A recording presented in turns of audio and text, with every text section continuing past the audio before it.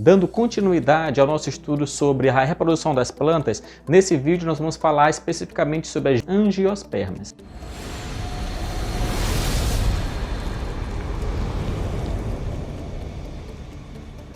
Nas angiospermas, a estrutura reprodutora é a flor. Nela ocorrem a fecundação, a formação dos frutos e a produção de sementes. Observe as partes de uma flor, que é a estrutura reprodutiva das angiospermas. Numa parte conhecida como estame, é produzido os grãos de pólen. Uma outra parte, chamada de pistilo, é uma parte dilatada, uma parte mais larga, como se fosse assim uma jarra. Essa parte é o ovário, onde é produzida a oosfera. Depois da fecundação, a oosfera vai originar o zigoto, que transformará o embrião. Na base das flores estão as sépalas, que são aquelas folhinhas verdes que ficam embaixo da flor, mas elas podem ser tanto verde quanto de outra cor. O conjunto dessas sépalas é chamado de cálice. As pétalas formam a corola, que muitas vezes são coloridas e perfumadas. Além disso, muitas flores produzem uma secreção riquíssima em açúcar, inclusive os beija-flores adoram, que é o néctar. Na polinização das angiospermas, os grãos de pólen são transportados dos estames para o pistilo. Em algumas espécies de angiospermas, os grãos de pólen também podem ser levados pelo vento, como ocorre com as gimnospermas. Em muitas plantas, no entanto, esse transporte é feito por insetos e por outros animais, como os passarinhos e os morcegos, que se alimentam do néctar ou de pólen. Ou seja, quando o animal polinizador se aproxima da flor, os grãos de pólen aproveitam e grudam no corpo dele.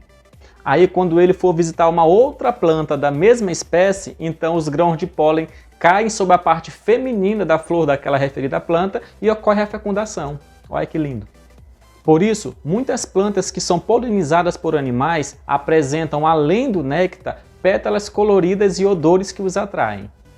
É comum nós encontrarmos espécies de angiospermas em que a estrutura masculina e feminina estão na mesma flor, mas elas estão mais ou menos distantes uma da outra dentro da estrutura da flor, evitando assim a autofecundação, ou seja, que aquela própria planta se autofecunde.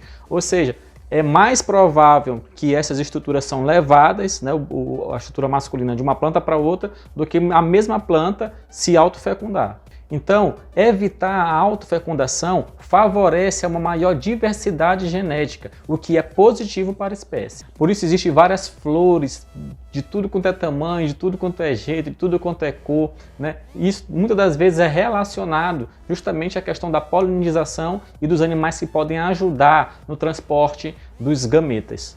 Quando chega na parte feminina da flor, o grão de pólen forma um tubo polínico, que cresce e leva os gametas masculinos até a oosfera, que é o gameta feminino. A oosfera encontra-se dentro de uma cápsula, que é o óvulo, que é onde ocorre a fecundação. Veja o esquema de reprodução de uma angiosperma. Na flor tem a parte masculina, que é o estame, como nós falamos, e também tem um pistilo, que é a parte feminina.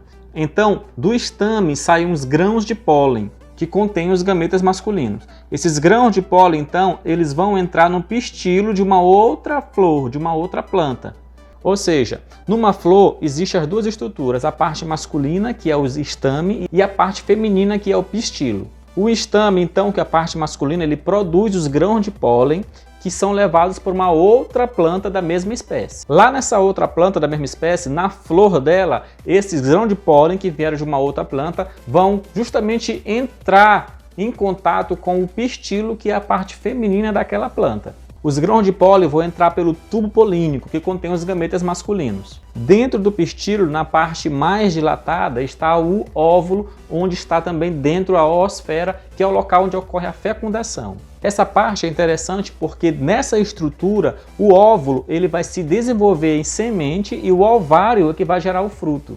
Aí a semente fica no meio, como você já conhece o fruto, e o fruto fica ao redor da semente, na maioria dos casos. E o embrião fica dentro da semente. Então a semente germina e dá origem a uma nova planta. Aí é por isso que quando a gente quer plantar, por exemplo, um pé de abacate, a gente vai lá, tira o fruto, dentro tira a semente e planta a semente, porque dentro da semente tem um embrião. Após a fecundação, forma-se uma casca resistente em volta do óvulo. Debaixo dessa casca encontra-se então um embrião e uma quantidade de alimentos que vai nutri-lo no início do desenvolvimento. Esse conjunto forma a semente. A casca das sementes, então, protege o embrião da desidratação e também de alguns animais, fungos e bactérias. E assim como ocorre com as gimnospermas, as angiospermas também não dependem da água para a fecundação, uma vez que há a presença do tubo polínico e da polinização. Porém, existe uma diferença. A dispersão por animais, no caso exclusivo aqui das angiospermas, resulta numa maior chance de o pólen chegar numa outra flor da mesma espécie, pois é mais específica do que a polinização pelo vento, que vai levar para qualquer lugar, né?